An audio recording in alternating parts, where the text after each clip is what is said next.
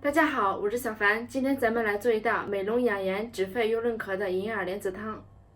我们需要准备的食材有大枣、莲子、百合、枸杞、桂圆、雪梨、银耳。首先，我们先准备1碗清水，把银耳放进里面浸泡20分钟。银耳泡好后，我们把根部给它切掉，这个不能要。泡好的银耳，我们给它撕成小朵，尽量撕碎一点，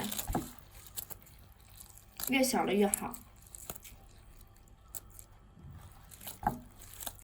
给它撕成这样的小朵就可以了。砂锅中加水，我们倒入撕好的银耳，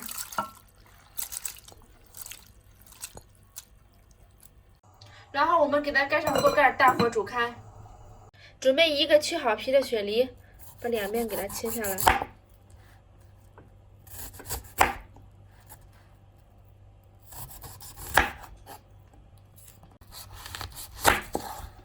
把这驴子也给它切掉，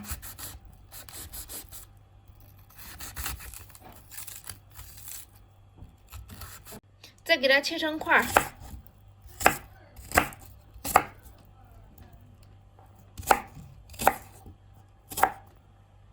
大火烧开后，我们下入准备好的食材，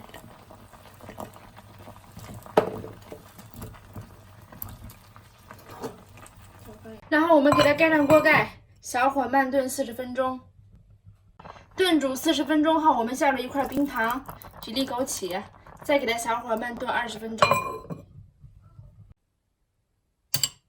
我们的银耳汤就做好了，满满的胶原蛋白，太好喝了！把它放进冰箱冷藏一会儿，口感会更好喝。喜欢的朋友试着做一下吧。